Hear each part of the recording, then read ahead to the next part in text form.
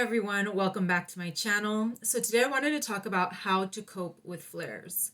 Um, I am not prone to flares, or at least for the most part, throughout my illness, I've never really been prone to flaring, and I know that that is a big thing for a lot of people that are chronically ill. It's a huge thing with Lyme disease. It's pretty big with stiff person syndrome as well. People will just go into flares, or there will be something that will trigger um, a spike in their symptoms, and it turns into a flare that can last a while. I imagine it can last hours to days to weeks, even months in some cases. So I know that that is common. I have recent experience with flares, um, which is why I wanted to talk about it. But I do want to say that I am not a flare. My illness is not, I guess, the flare type. I will develop new symptoms. For example, when I developed my muscle stiffness, my muscles just went stiff and they never stopped being stiff. When I developed my histamine intolerance, I become histamine intolerant and I never go back to how I was before. So I don't flare, I just get worse. I get like progressively worse and I just stay worse. But I have recently, last summer, so the summer of 2021, I did have a pretty good flare during the summer. And I had an infection, and that infection triggered a flare up of symptoms that I had already gotten under control. So I ended up having intestinal spasms for a couple months. And then after the intestinal spasms calmed down, then I started having like neck pain and shoulder pain. And that was really weird to me. And I've kind of noticed in the last few years, there has been more fluctuation in my symptoms than before. My symptoms tend to be very stable. They don't feel great, but they tend to be very stable and they don't change too much. So, having to deal with flares is very scary. I have learned that they are very scary because it was unusual for me. But I am aware that there are people who just deal with flares on a regular basis, and that's just, part of their illness. So, how do we cope with these? I'm not a big mind over matter person. I hate when people say, just don't think about it, um, you know, don't give it any importance, or, it's, we've all dealt with that. Those of us who are chronically ill have all dealt with the it's on your head situation and go and see a psychologist. And so when people tell us not to think about it, or, something of that nature, it basically triggers that same response, that this is a mental issue and not a physical one. And we know good and well, because many of us are diagnosed. And even those of us who aren't diagnosed, we know good and well that this is something that is wrong with our bodies, with the functioning of our bodies, not our minds. But there is something to be said about learning, I guess, different ways of thinking and different techniques to help us cope through these flares. And so some of these will be, I guess, psychological in nature. But I just want to stress that I have never been a fan of that realm of thinking of, just don't think about this, because you do need to do things, actual actions in order to get through a flare. So the first one is nothing lasts forever. So if you haven't seen my other videos, I've actually done a review of Tony Bernard's books. I think I did a review of all three of them. One is How to Live Well with Chronic Pain and Illness, and the other one is How to Be Sick. And in those books, she incorporates a lot of her Buddhist teachings, because before she got sick, she has chronic fatigue. She was big on Buddhism. And then she became sick and she lost sight of her Buddhist practice. And she realized that she could incorporate her Buddhist practice into her chronic illness in order to help her cope. And so one of the things that is sort of a teaching of Buddhism is that nothing lasts forever. Things are always changing, whether that means getting better or getting worse or coming back to neutral. That's just a given. Nothing is going to stay exactly the same forever. And I have found that to be very true. Over the years, I have gotten worse, but I will have a flare and I get scared that that's going to be permanent, and eventually I come back down to neutral. So things do not stay the same, even if you have been sick for a very long time. So that's a really good one, and she does show you, in the book she does detail, how she puts that into practice. If you haven't checked out her book, it's Tony Bernard, Bernhard, and her books are How to Be Sick and How to Live Well with Chronic Pain and Illness. And she has another one as well, but those are the two that have really helped me a lot, and I definitely would check those out. Stay distracted. And this one is, I think they use this a lot for people that have kind of like suicidal ideation. I think even with anxiety, staying distracted can be a help. When it comes to a flare, I definitely think that this is a good one. If you're able to watch TV or Netflix, and you can do that comfortably or as comfortably as possible, that would be a good way to stay distracted. I unfortunately cannot watch TV. I cannot binge watch, so it's been very, very difficult. And this is one that I do struggle with a lot because of my limitations, because my illness really does stop me from finding distractions. I can't be on my phone for hours at a time. I can't binge watch TV because of my neurological issues. So you have to figure out, do whatever you can. What can you keep yourself distracted with? If you can clean. If you can write, if you can read a book, watching YouTube videos, which are a lot shorter than binge watching an actual program, listen to music, go for a walk if that's possible. Something to keep you distracted while the symptoms pass. And this one is quite a challenge for those of us who are sick and who are in pain. It's very, very difficult to ignore pain and to work around it. But I have, I've done it. I have done it, and it's tough, but I've actually sometimes even enjoyed like cleaning because it keeps my mind off of something. That's actually something I did recently because I've been flaring. And nobody's here. I'm by myself, and so I decided to clean out the closets. I was like, I'm gonna get stuff out of the closets, take it to Goodwill, and that's gonna be my project while I'm in pain.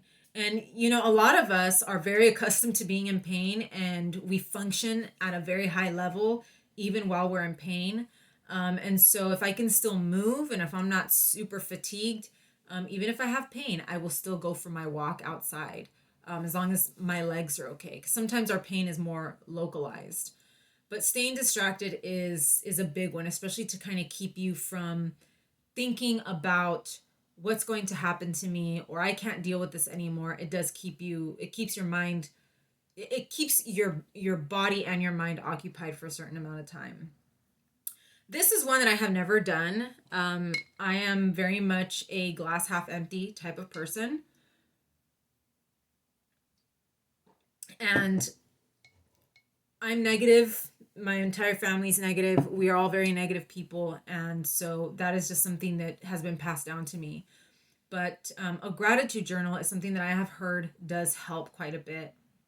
I tried doing this. I think I tried doing it last year or the year before during Lent, which is a Catholic observance holiday, I guess. And I just can't. I'm just one of the most ungrateful people on the face of the earth. But I heard that it does help. So writing down anything good, however small, that happened to you, during the day. And I usually see it like, write 3 good things that happened today, or 3 things that you're grateful for today.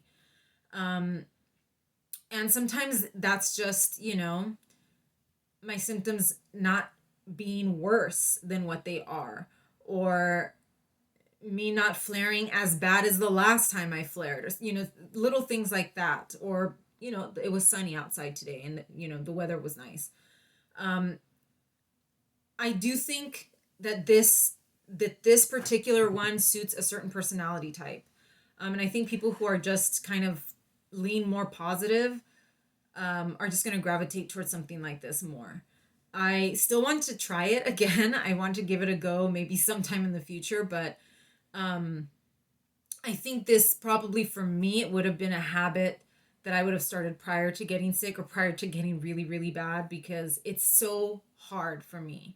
But like I said, it's a family thing. It's something that was just passed down to us because my parents are the same way. We're very, very negative people. Now, I have another book recommendation, and I believe I did do a review of this. I don't know if I think it's in one of my playlists. I think I have a playlist of book reviews, so you might want to check that out. And it's called the DBT Workbook. I did not write down the author, but you can just Google DBT Workbook. DBT is a type of therapy, kind of like, cognitive behavioral therapy is something that a lot of therapists use. DBT is dialectical behavior therapy. And it is typically used for people who have suicidal ideation and severe depression, people typically that have maybe bipolar or borderline personality. The reason I'm recommending the DBT workbook is because it actually has worksheets in it and exercises that you can actually do, that you actually have to write in the lines or write things out. And that's why I find this very, very helpful. And again, this is really good for those of us who really, really feel pushed to the edge when we're in a flare. And this is perfect for people like me that are incredibly negative, and that always see the worst case scenario. If that's you, this is definitely the way to go, in my opinion. There's something called a thought record where you like write down your thoughts and then you like ask yourself, is this really true? Like, is this really based in reality? Or, could you challenge that thought? And you actually have to write it out. You can take the book, make photocopies of the worksheets, or just write directly in the book. And that thought record helped me quite a bit when I was struggling to get a diagnosis for the medication that I'm on right now, because I was really just having a rough time. Doctors were not helping me. They were telling me, there's nothing wrong with you, when I knew good and well that there was, and that I needed to be on this medication. So that really brought me back. And it also has like coping thoughts, a list of coping thoughts, that are actually pre-written for you. It's almost like, I want to say like gratitude journal, but written for you already. So again, that helps those of us who are just prone to negativity because it's already there on the page. We don't have to actually think about some kind of thought to help us feel better. They're there on the page and you can just look at them and incorporate them into your day. And it's, for those of us who are chronically ill and who are dealing with pain and who are dealing with daily discomfort and pain and unhappiness, we do need to be spoon fed.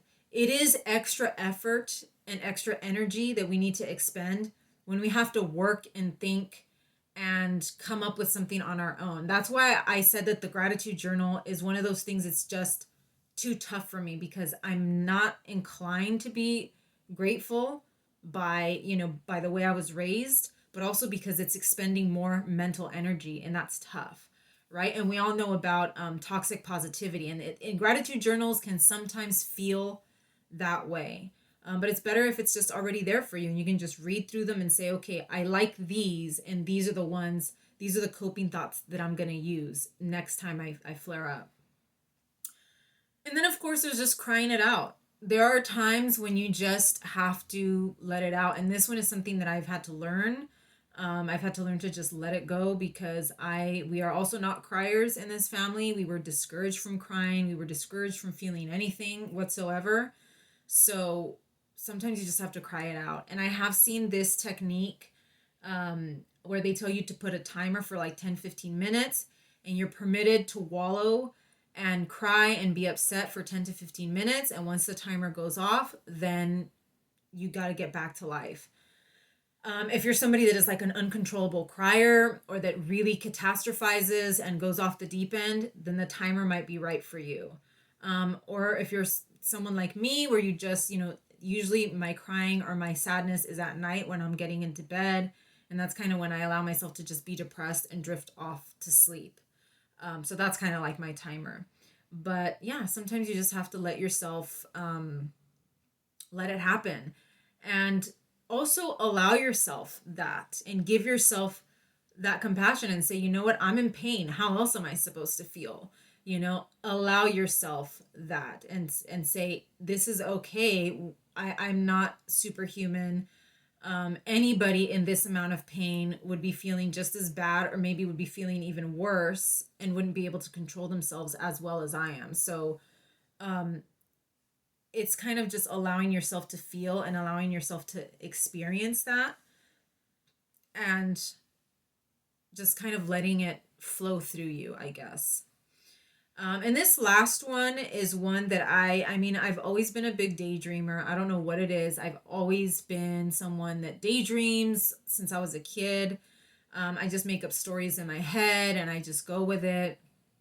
And I've always liked that for whatever reason. I've just always been a daydreamer.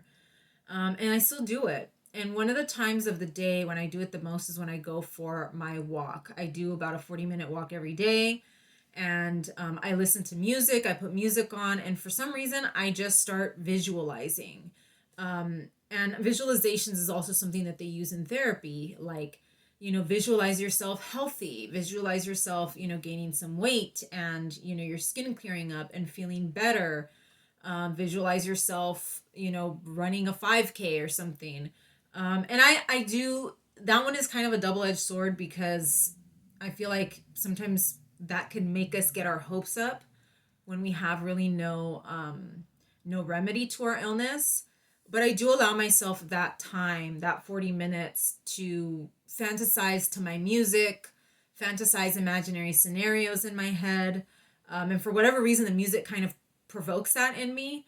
And then once I'm home, it's like I can just go back to, being miserable or whatever. But again, this is also something that I think a certain personality type would like. Probably the same type of person that's like a gratitude journal person. Doing the visualizing can be very helpful to that kind of person. Fantasies too. And I see fantasies different than visualization. Fantasies is just like scenarios that are probably never going to happen. I guess meeting your celebrity crush and getting married or them falling in love with you would be a scenario like that. There are limits here though, because I recently spoke to my therapist about something sort of similar to that. She said, it is a coping mechanism and it's something that your mind will automatically do to sort of keep you from jumping off of that ledge.